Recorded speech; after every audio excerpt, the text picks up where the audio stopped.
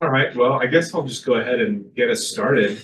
Um, Thanks to everyone for joining us, and especially after our break in July. And I was gone June, so I feel like it's been a while. Um, has everyone had a chance to look over the minutes from June? And if so, do I have a motion to approve? I have one edit Yeah. actually. So my last name instead of a T is a D. Yeah. Other than that, it looked accurate. And with Andrea not here, I'll go ahead and just take minutes and make that correction. Any other corrections or changes? Okay, do I hear a motion to approve is corrected? So moved. Second. All in favor? All right. Next item is, we have visitors. I'm sorry, I didn't catch your name. My name's Elliot. Hello. Hi, Elliot. Okay, I grew up here in Webster and I just moved back here about a month ago.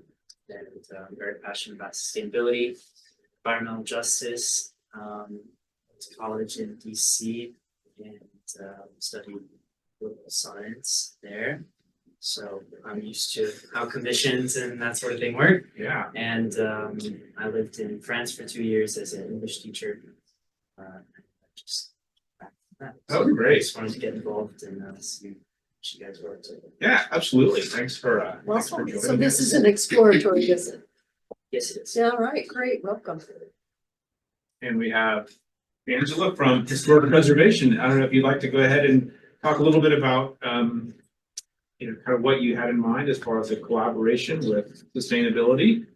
Sure, thank you. I'm Angela Thompson. I am the chairperson for the Historic Preservation Commission here in Webster. And yeah, we had talked about wanting to do something where we collaborate with with you guys, Sustainability Commission, where this building is one already built, sort of thing, all that sort of stuff. And just in general, I also am, so I'm an architect. And we have another architect on the Historic Preservation Commission, and both of us have also been involved in the ARB with people. And something. What's that, ARB? Oh, I'm sorry, the Architectural Review Board. So, do anything to your house here, it has to go before the Architectural Review Board. And something that we've found is a lot of people actually don't understand. They may think they're doing something sustainable to their house, and they are not. We happen to know that, but they don't know that, and they're kind of, whether it be a salesman has told them some information and sold them on whatever they're selling, because that's what they're doing, is selling stuff. Of course they're gonna say their thing is great and sustainable, but it's not always true. So we looked at it like it would be great to be able to have something for the old houses and people living in them, and what is sustainable and what can we do with your house? Because quite often preservation and sustainability go together very much so, because really it's more about keeping what you have than it is, and making use of it, best use of it, than it is just throwing it away and getting something else. Is not always best, but that might be the best for the salesperson who's supposed to do this. Anyway, so we just felt like having something for the general public would be a good idea. And then there's one more step to that, of including you guys. Sustainability is very popular. Historic preservation is not. So, even though, to me, I will say 30 years ago, I wrote my master's thesis called Green Preservation. And so, to me, the two go together. You maintain your environment, whether it be man-made, natural, cultural, whatever you want to say, that is all our environment. They don't really separate. So some people separate them. So looking at it from a certain kind of standpoint, it should be a little bit more positive. In Webster Groves, the old homes are really very positive. They're not a negative thing. And telling someone to try to keep the character, not tear it down, is not necessarily a negative thing. So, it's something that we would like to try to get in there with a little bit of education, and sustainability would be something more people would respond more positively to.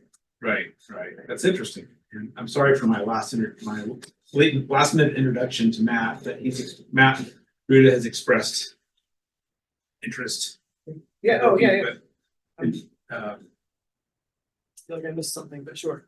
oh, well, when I put out an email, it's been. Oh, I probably haven't seen it because. Yeah, and then I said, yeah, I just, Okay. I wanted to link you, at least give you to your email addresses so that you can be in touch, but Matt, I know you mentioned you were interested in historic preservation. Yeah. Connection, and I don't know, also, I mean, I'm just thinking off the top of my head, but we've done, I know Karen's been in charge of our Eco Ed, which is more kind of a collaboration between green space and sustainability, but some speaker series. So I don't know, have you all thought of kind of what you had in mind in terms of So, doing that education? so there's that as well. We don't have that sort of thing, you know, it's something about the Historic Preservation Commission that we've gotten kind of started to talk about more recently.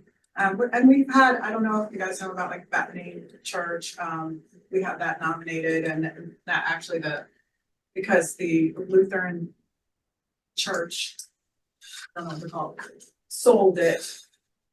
But they really were trying to sell it as a tear down. They wanted someone to tear it down. And, but another church organization purchased it, which is the best thing that could have happened to it. And they really didn't even know about it, but except Okay. for making a big deal about it. They wouldn't have even known it was available. So it was really very nice to save the church. So community members came to us. So we've done things like that and that sort of stuff. But then for the most part, all we're doing is approving demolition permits. And it gets kind of, you know. Right, That's not really what we were doing, and lots of us, when we joined the commission. So, you know, we don't really do stuff like education. Like I said, it's not the most popular, people don't show up necessarily. They did for Bethany Church, a whole group of citizens Right, came, that was right. great, but you know, other stuff, they don't necessarily think too much about it. right. Okay. Well, So we would hopefully- need a little, we probably need a little help on exactly how to go about it. Right, right. We Okay. need to highlight some of the beautiful homes or buildings in the area that have been historically preserved and how people went about doing that. I mean, I just, of course, so many people in Webster love walking in Webster and admiring all the different styles of Victorian or other older homes. Knowing more about them and the historic preservation that's been within them would be kind of cool too. Especially the sustainable historic. Yeah, the small town I lived in New York, we had walking tours of neighborhoods that were being well preserved, taken care of. So We that have might be, several here. yeah, The there are. walking tours. Yeah. Nice Yeah. walking tour guides.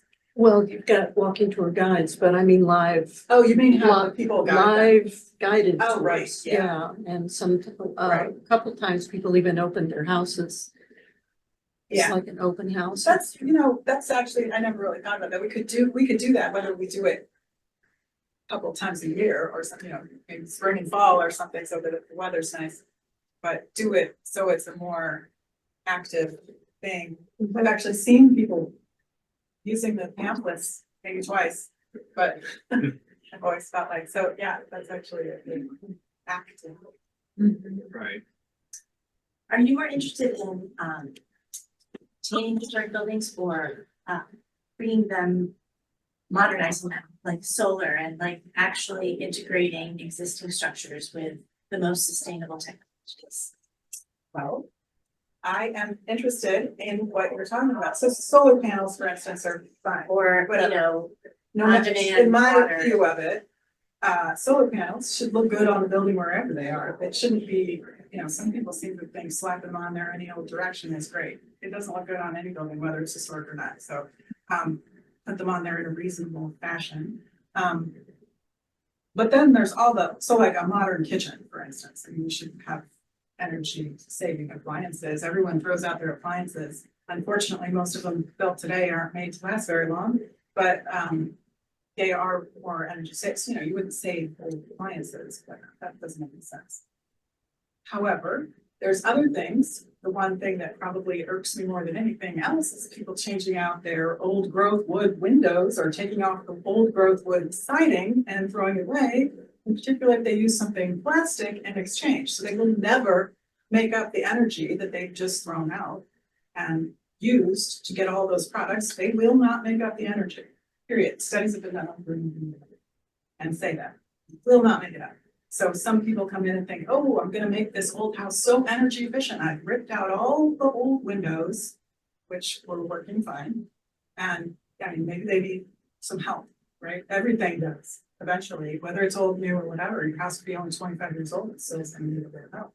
So take out all the windows and put in the new vinyl windows. Well, I can tell you those vinyl windows are scheduled to last about 20 years. How long were the other ones there? 100?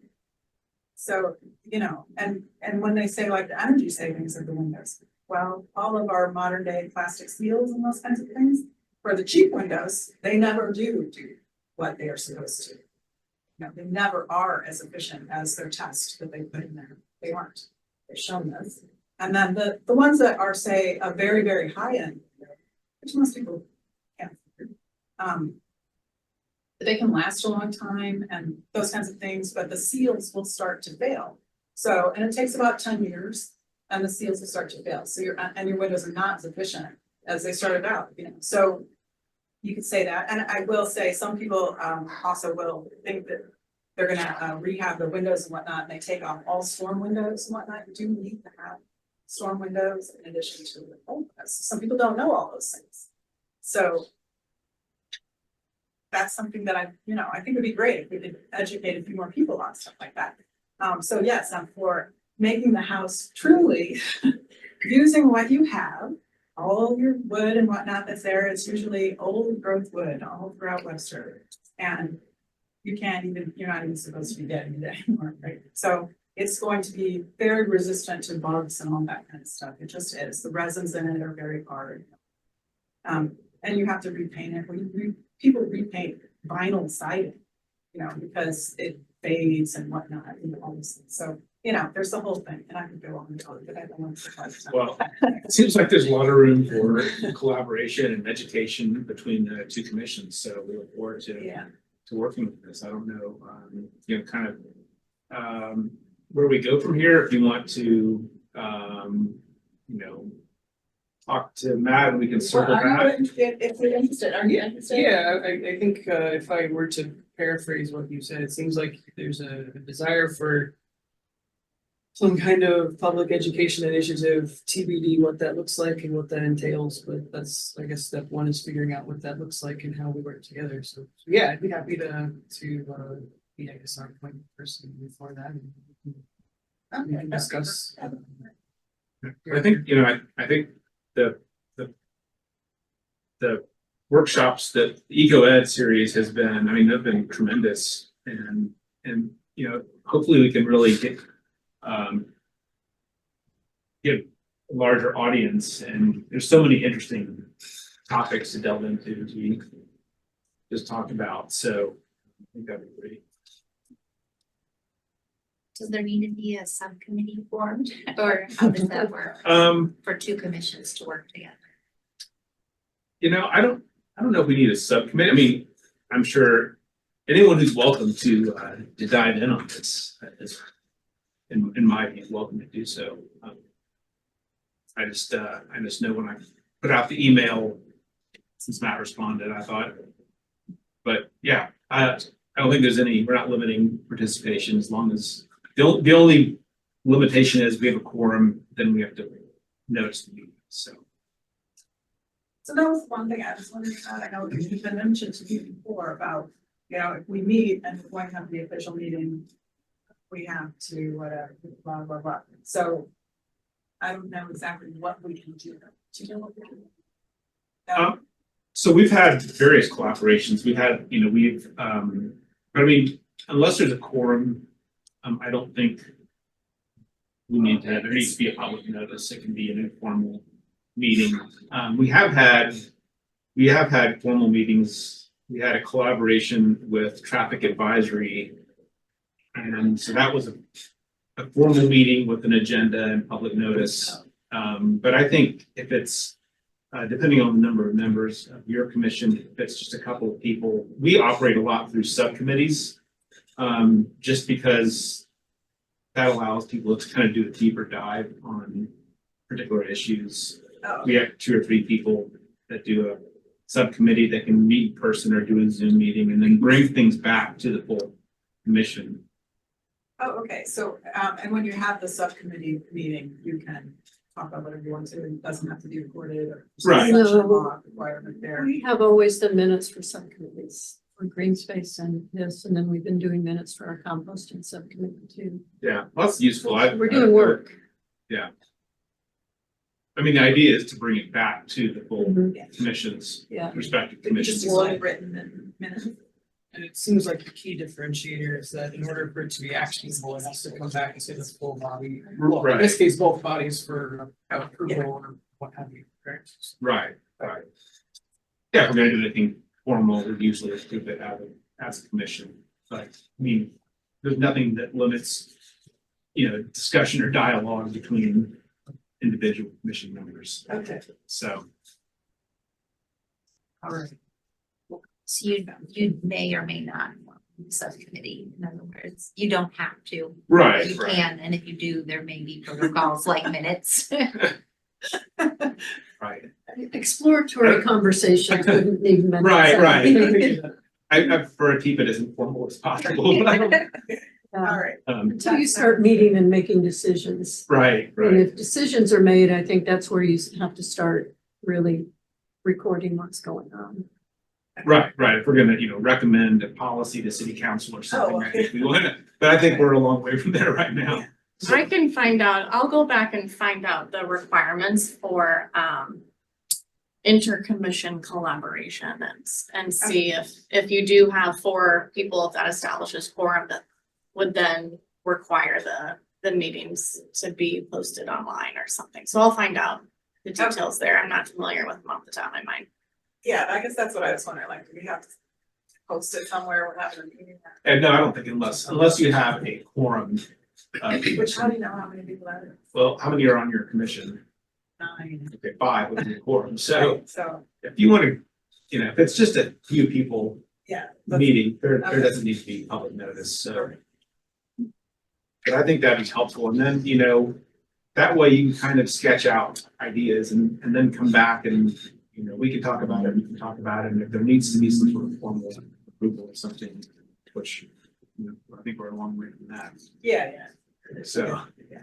And if anybody else. yeah, it's, Okay, well, thank you very much. all right. Well, thanks. Thank you. Thanks for coming by, Angela. Angela. Thanks for coming.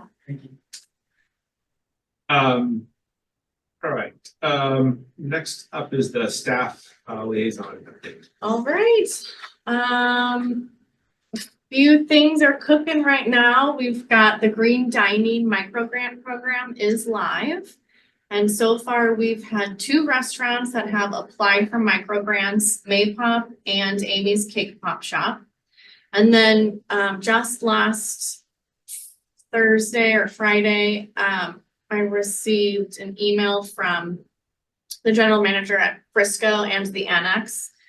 And that group is interested. They haven't technically applied for the micro grant, but they are interested in getting certified with the GDA and moving forward in the process. So that's all very exciting. The greenhouse gas inventory is in the final phase. Dr. Locke and our intern Pragya will be presenting at the September EcoEd lecture on September 3rd at 7 o'clock at the library. They'll be presenting the findings of our inaugural greenhouse gas inventory. And I can give you just a little preview, but I don't want to share too much because it's really their research and study, and I don't want to steal too much. And also, I should note that the final report won't be submitted until October, and we will, they and myself, but will present to City Council October 15th. So the EcoEd lecture is open to the public, as you all know, and that's that's our, yeah, I mean, those will be the findings, but there might be a few things that are tweaked if utilities come through with any last minute additional information. But the final report will be submitted in October. And basically, I can tell you that, so we did 2 inventories. One is just of the government operations and facilities, and then the other one is a more community-wide inventory. It's also important to note that our government inventory also lies within the broader community. So, and in the broader community inventory, we are listed, categorized as commercial. But for the community-wide inventory, 53% of our emissions are coming from residential energy. 32% is commercial, 11% is from transportation, 2% solid waste, and then that's the majority of it. But the total metric tons of our carbon equivalent. So the carbon equivalent looks at all of the greenhouse gases that so carbon, methane, nitrous oxide, and then comprises that into one figure called a carbon equivalent. And so the total for the Webster Groves community is 231,000 metric tons of carbon equivalent. And then for the government's inventory, 68% of our greenhouse gas emissions are directly related to our buildings and facilities. So when we talk about important strategies at carbon reduction, it's all about how to make these buildings more efficient.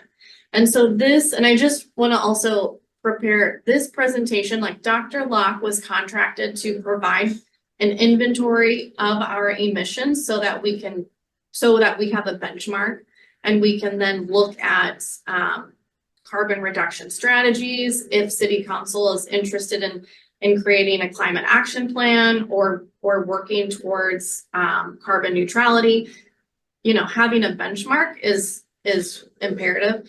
And that's what Dr. Locke's expertise is, crunching those numbers to give us our benchmark, not necessarily discussing the strategies, the available programs that are out there right now. It's also worth mentioning she's from Edwardsville, Illinois, the Illinois side. And so any government incentives in Illinois will look very different from those that are available in Missouri. So I just say that to tee up that the discussion at the EcoEd and then also the final report for this inventory, we'll talk a little bit about general strategies, but it will really be, my job and hopefully, the commission will take a part in, but finding those specific actions and strategies that we can recommend to residents, to city council, to city leadership in general at helping to reduce our greenhouse gas emissions. So that's a little bit about the inventory.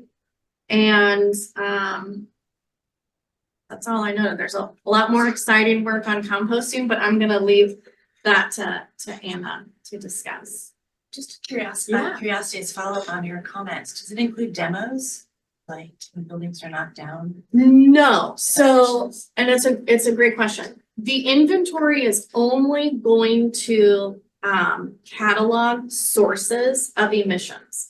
So, for example, growing, what's not in there are any sort of energy efficiency audits that's not in this inventory because that's not a source of greenhouse gas emissions.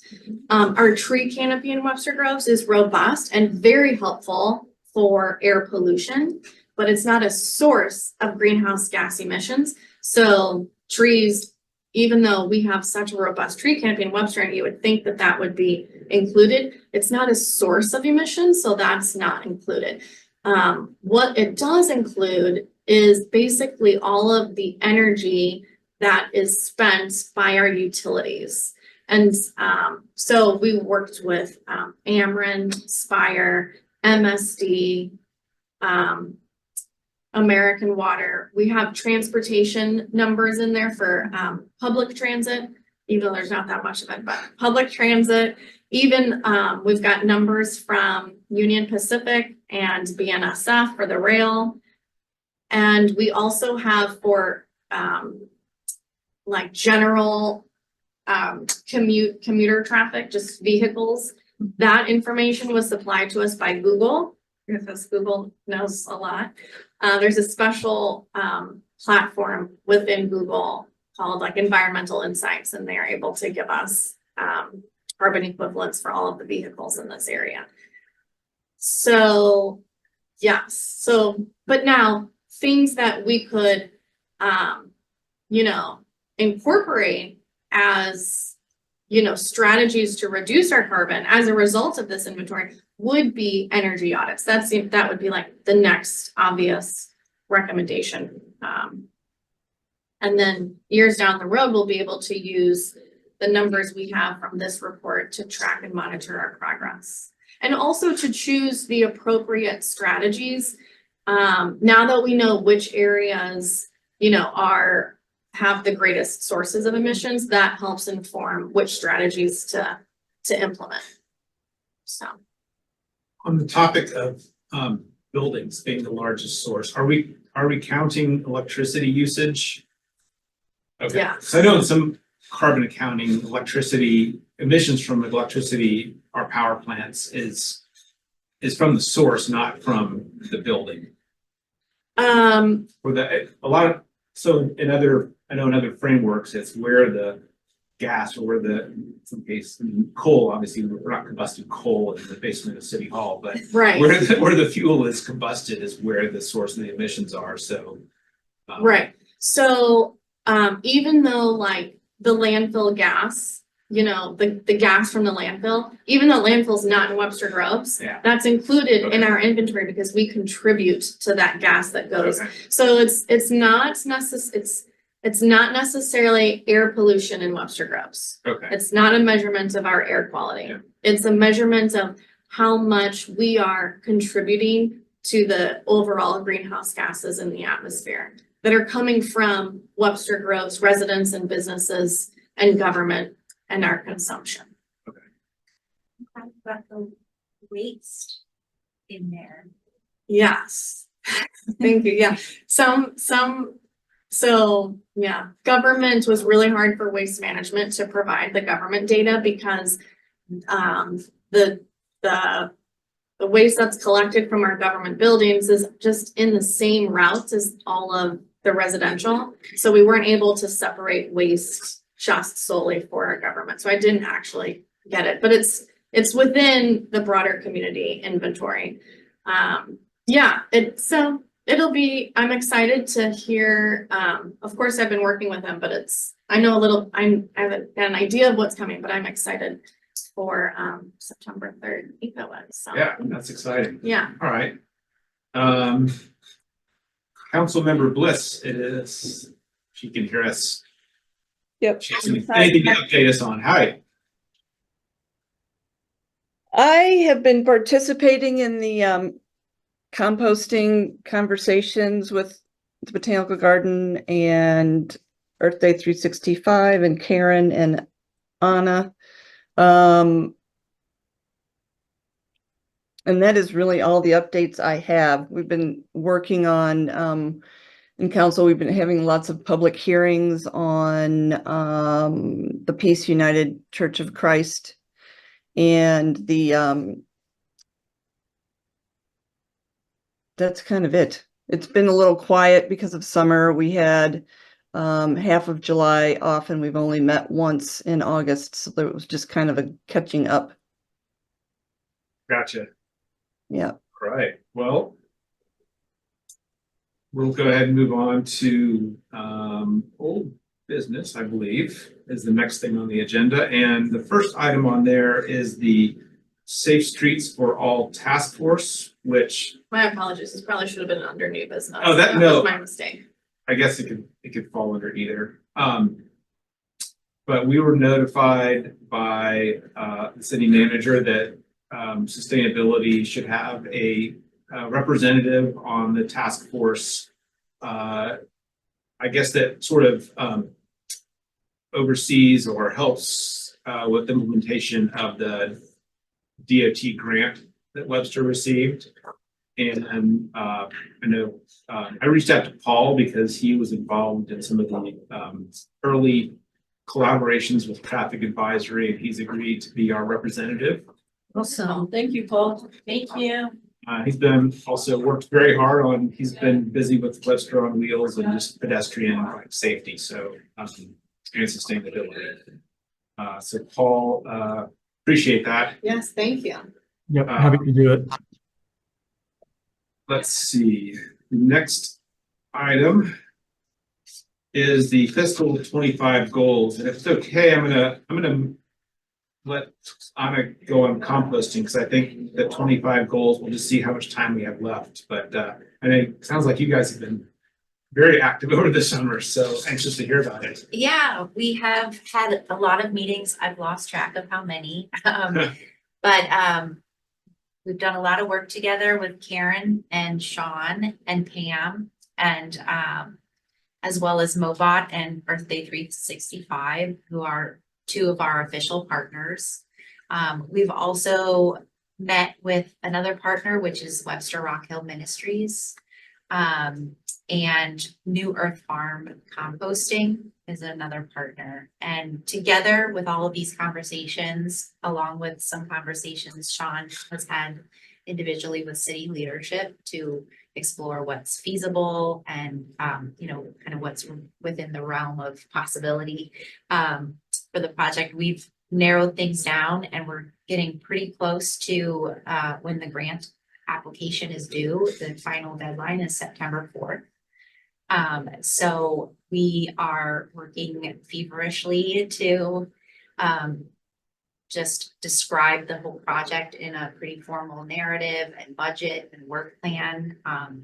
And overall, the plan includes several components. One is a citywide composting drop-off program, which will ideally take place at 5 different locations distributed throughout the city, where residents and hopefully grocers and restaurants can register to participate in weekly bringing their food scraps to drop off in the bins that will be picked up by New Earth Farm and transported to their composting facility in North St. Louis.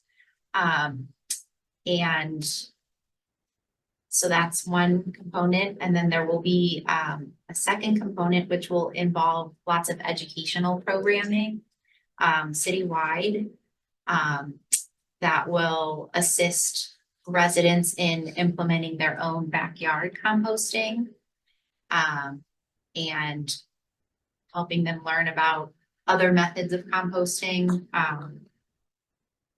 some of the other commercial options available, vermicomposting with worms. And then the third component of the project includes various activities at Webster Rock Hill Ministries. So that currently operates a food pantry since 1982, I believe. And it's located in North Webster neighborhood. And the food pantry there serves a lot of families from all over St. Louis and Illinois. And there is also a community garden on site and a kitchen that has the potential to be used for educational programming, as well as potentially food recovery. So the EPA has identified a number of different food waste and recovery priorities, and one of they're listed in order of priority, and one of the higher priorities is to recover food that would otherwise be wasted that still can be eaten, and sharing it with populations in need. So that's one of the goals, and using the kitchen at Webster Rock Hill Ministries will enable us to upcycle recovered food and provide it to those families who are already accessing the food pantry. And there's a lot more detail to do with the activities at Webster Rock Hill Ministries, but hopefully that covers some of it. Did we actually talk about the fact that we were going for a USDA grant in the last meeting? We missed So that's what this is. Yeah, This is a yeah, I was gonna USDA ask, well, how- composting and food waste reduction. grant. Okay, cause yeah, I was gonna say it goes way beyond composting. Yeah. There were a lot of performance indicators that drove some of the activities that we need to have in the grant. Yeah. So Such the as US economic, an economic impact for the targeted communities. Also food storage and preservation. Food efforts, security. Food security, Mhm. yeah. food production, businesses around food production as well. So I'm just curious what the uptake is, or what kind of feedback have you gotten from restaurants and grocers? We have not yet reached out to restaurants and grocers. We do have a public survey that's live right now. It was shared in the Friday page this past Friday and the Friday before. And it's been pushed out on the Webster Groves Facebook profile at least once. I think only once so far. But our thinking, in order to determine the sites, we really want the public's feedback. And so we're allowing space for that to happen before we determine which sites we're going for. And hopefully from that feedback, we'll learn if there's some restaurants and businesses that are interested, but we won't put the specific locations in the application. But we will note in our application that we have engaged the public for their feedback. Okay. This is tremendous. You guys have done a ton of work. Mhm. It's exciting. Yes, and these two ladies have really done a ton of work. I mean, both of them there are so many different Google documents and spreadsheets. And we also have another shared folder going on with Earth Day and Mobot. And there's just, it's a lot of work. And I really want to commend Anna and Karen for the exceptional job and the amount of hours they have put into this. It's not something I could do by myself. And so really, yeah, they've just done an incredible job. So kudos to you ladies and thank you. It's great. So what was the next, I guess just getting that grant application is the big Yes. next step. Fortunately, the executive director of Earth Day 365 has a lot of experience with grant writing and is taking on a bulk of the grant writing. And so our next meeting is Thursday, and that's with Okay. her. Okay. We would, I think, find out if we do receive an award. I think that news is typically released in January. And the official start date of the program would be March 1, and it's a 2-year Okay. funding duration. Okay. So March 1, 2025 to March 1 of 2027 would be the program. Okay. Great. So that puts composting front and center on our priorities. for Yeah, I'd say 2025. that's. I'm gonna go on to, sorry, Denise. I'm gonna go on to new business real quickly, and then I just thought we'd follow up. We should talk about priorities, but I wanted to hear about Lights Out Heartland. You want me to Yeah, if you talk to wouldn't that mind. briefly? Sure, absolutely. And Pam, feel free, Councilmember Bliss, feel free to chime in at any point. But earlier this summer, the city of Clayton reached out to me, encouraging Webster Groves to become a member of Lights Out Heartland, which is a collaboration of organizations in the Midwest that are advocating for responsible lighting in order to reduce light pollution, especially during the peak bird migration months. There's a lot of tie-in, so Dark Sky Missouri is one of the organizations in Lights Out Heartland, along with the Sierra Club and just a number of others. But there's so many different actions that could happen here, but certain cities, Clayton, Brentwood, Ellisville, have recently all passed ordinances for responsible lighting within this general trend. And so that's something that we could take a look at. Councilmember Hassemeyer is also very interested in supporting this effort, and whether that's comes from the Sustainability Commission or another route, but she's asked me if we plan on doing anything. And so I said I was taking it to you all this month. Another option, so we could the city could join that organization as a member. We could investigate possible ordinances. One of the board members for Dark Sky Missouri is a Webster Groves resident. And he was very helpful at reviewing the ordinances for those other municipalities. There's also a lighting firm in Webster Groves, Reed Burkett, I want to say is the name of it. And apparently they are well informed and well practiced on responsible lighting. And so they would be happy in combination with another presenter from Lights Out Heartland to come and present. It could be a possible eco-ed.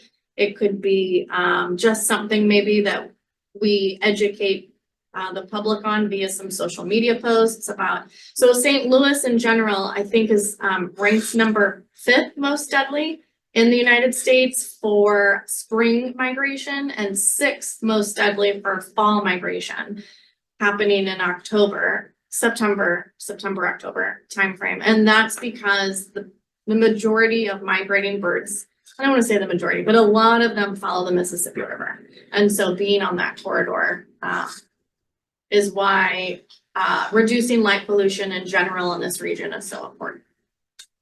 So.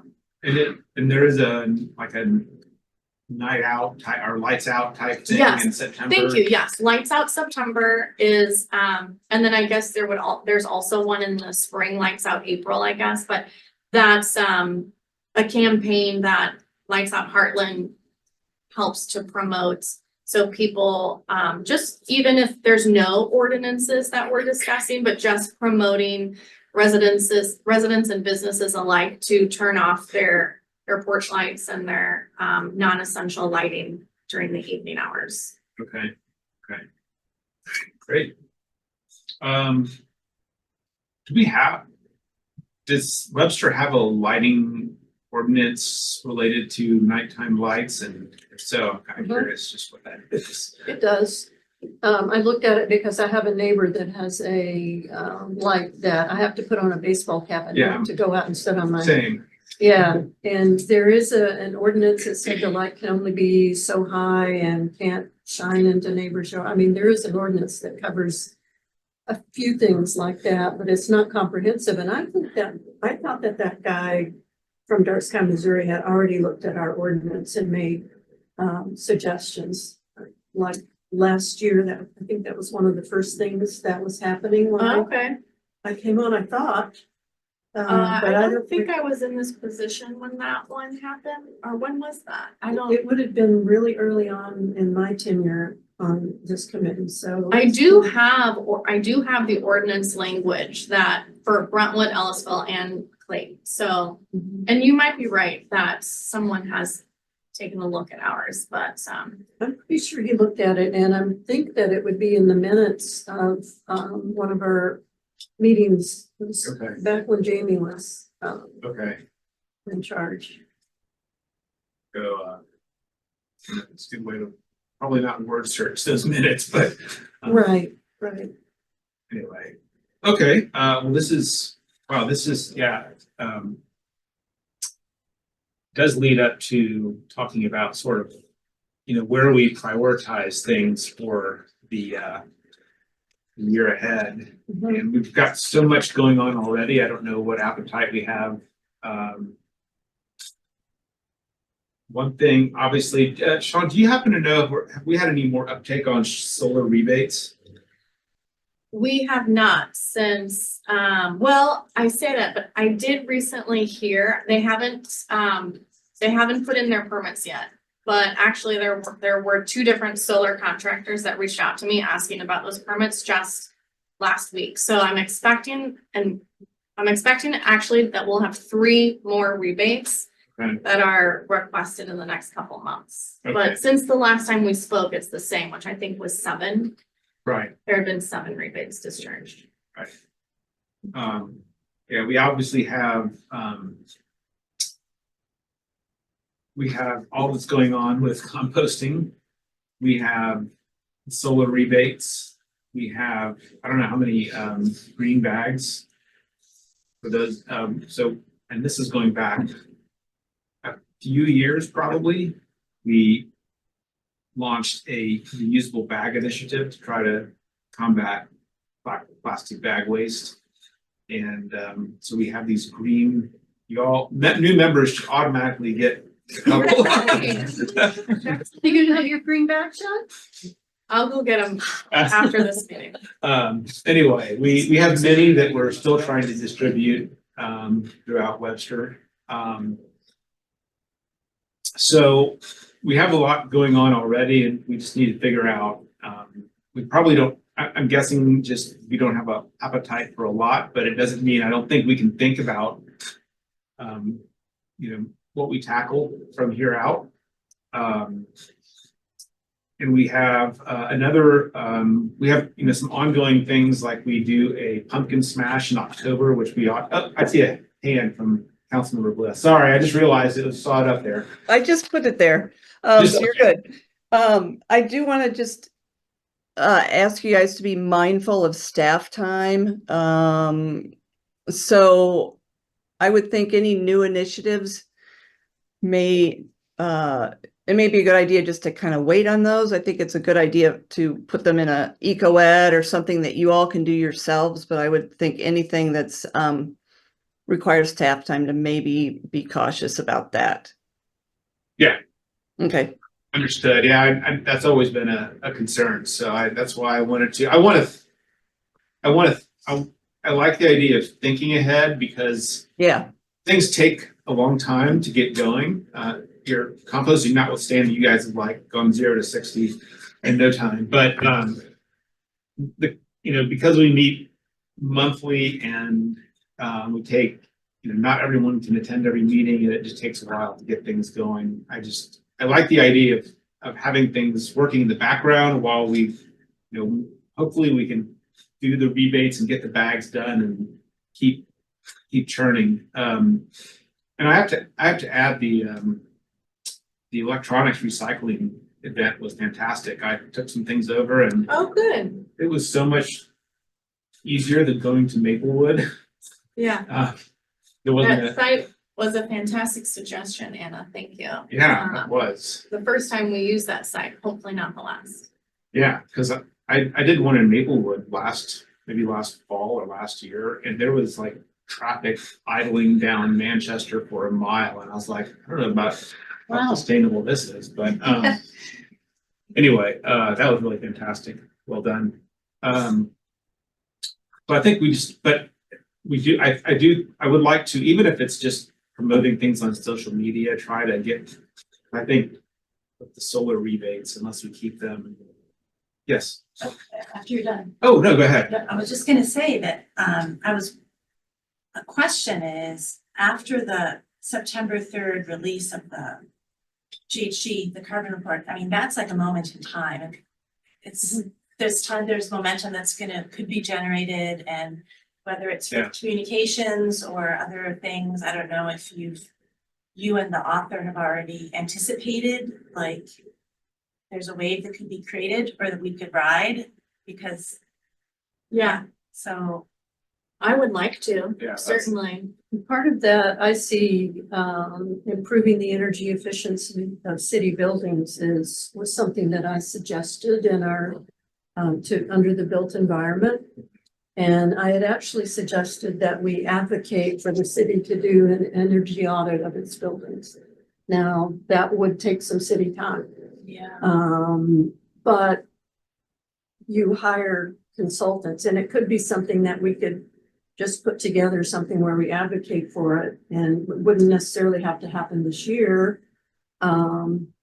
But it is something that we could budget for next year. I was a little surprised when I found out that our budget had been determined and we didn't have any discussion about it in advance. And so, if we have some things laid out that we want to do, then maybe we can budget for those. Yeah, and that kind of goes back to, it just because it takes a while, if we're gonna have a budget request, it needs to be really pretty early in the year. Right, so that's why we're doing this now. Right, Yeah. right. Hopefully kind of get the ball rolling, and I don't know, Mhm. you know, what,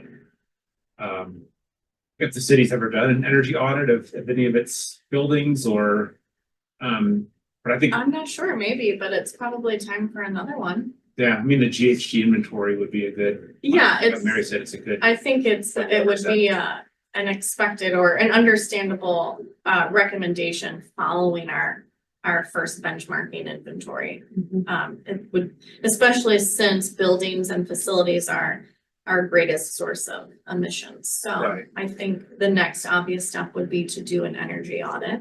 I Right. think that would be appropriate. But I mean, I want to keep this sort of this list, you know, even as we go through, like figure out events to give away green bags and push rebates and work on composting and have the pumpkin smash and the electronics recycling events, things that just keep us busy throughout the year, just to keep thinking of how kind of working ahead and building on that so we don't end up I kind of feel like we've been going on some of these for a long time, so but there are all sorts of ideas. I just think I'd like to keep this be sort of a living document that we just Right, keep so going. like over time, you can integrate, pick up some new things. Right. While maintaining the ongoing ones. Or skip a year, sometimes you skip a year, Right. I mean, because you gotta get something up and running. yeah. The composting thing, on September 4th, we wait, we just stop. Because we don't Okay. know what's gonna happen with the USDA grant, and if it starts up, it'll be in March. Right. And then that will require some of our work. Yeah. At that point. So there's 2 more Eco Ed series, is that right? There's this September year. and October. This year, and then, so at some point, we'll need to start planning the next Mhm. year of Eco Ed series. Right, and we want to plan those based, if we can, on what our priorities are, but, we're not gonna prioritize green bags in an eco ed thing. I see the green bags as just sort of a, Yeah. you know, they're there, we give them out whenever we can. Right, yeah. Yeah. I don't want to forget about it because No, this has been going on for many years, and I'd like to move past that if we can. Mhm. So, you know, I think, you know, the eco ed, I don't know if you've had ideas or, things keep popping up that I hear people say, well, that'd be a great eco ed. Mhm.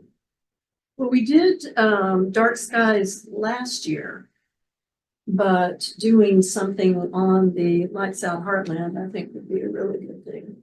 Maybe that's kind of to kick off the spring migration. I mean, there's no time to add in another Eco No. Ed lecture before September. So No. then, but we could plan to do something in spring before spring migration, and that's the time where St. Louis is even higher up on the worst cities list, so. Right, so we have 3 eco ed topics that we take forward, and Green Spaces does the other 3. Yeah. So right now, we have the composting. Even if we don't get the grant, we have a priority on doing something with composting. And the Dark Skies Initiative, and I don't know, we've got a 3rd one in there somewhere. Have we ever asked the community what they wanna learn about?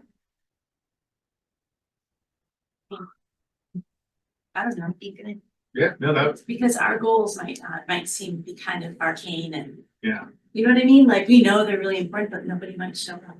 Yeah. Because they really want to learn about something else.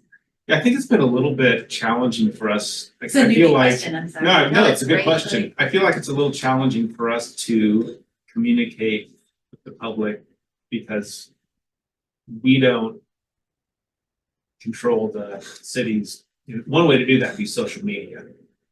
Or, I think there are probably other avenues, but maybe if there's suggestions at the next eco ed.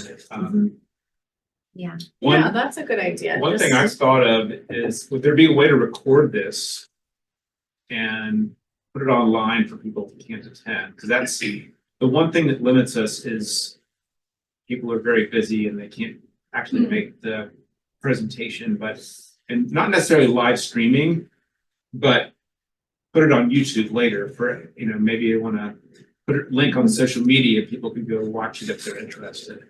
Yeah, we would just need the equipment for the recording. Okay, The library doesn't have that. okay. We have to bring our own.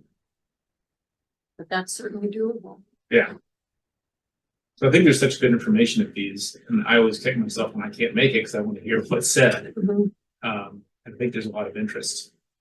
So, Do you have a list of past topics somewhere you could share? I'm gonna give you a question, I'm sorry, but in terms of trying to come up with help with the three lists, I don't know what we've all done tonight.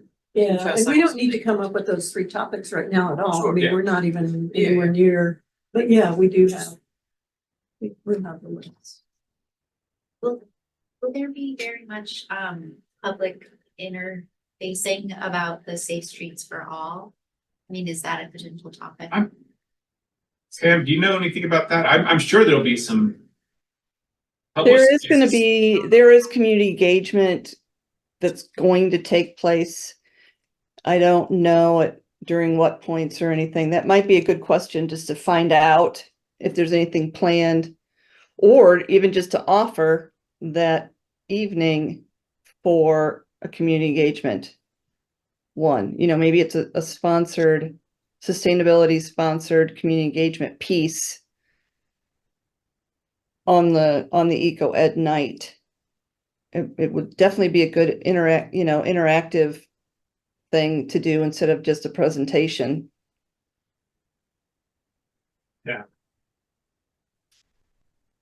Well, it seems like obviously the 2 limitations are staff time and money, but if it doesn't involve that, I think we have a pretty big runway.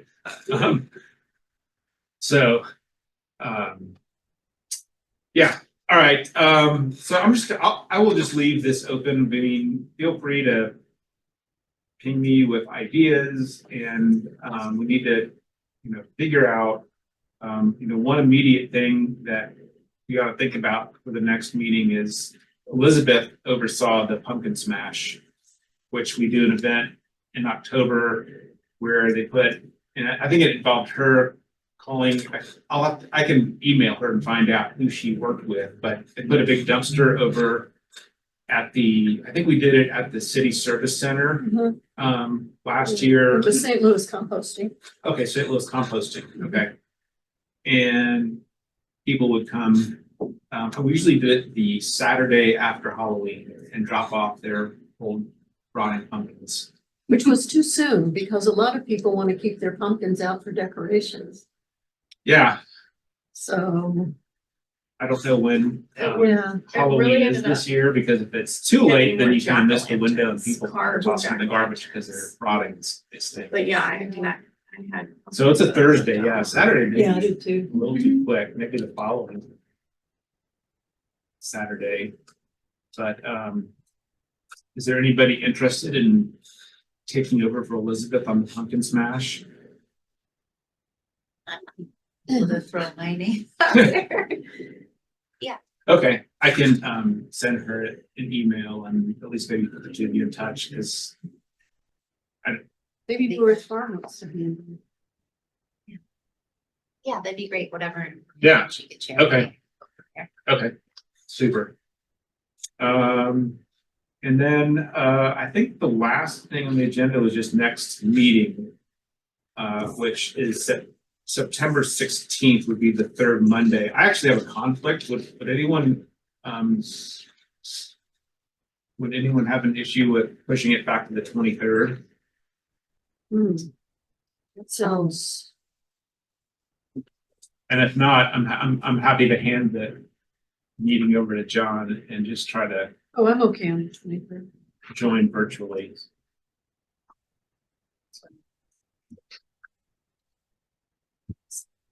So I'm taking vacation, and I'll actually be gone. I get back very late on the 23rd and I leave Sunday the 15th, basically, so I won't likely be at next month's meeting. Okay, But I'll have somebody here. Works for me. all right, So September 23rd. yeah. Okay, I'll have to double check that, Oh, the the meeting room, Okay. yeah. So don't delete September 16th yet. Okay.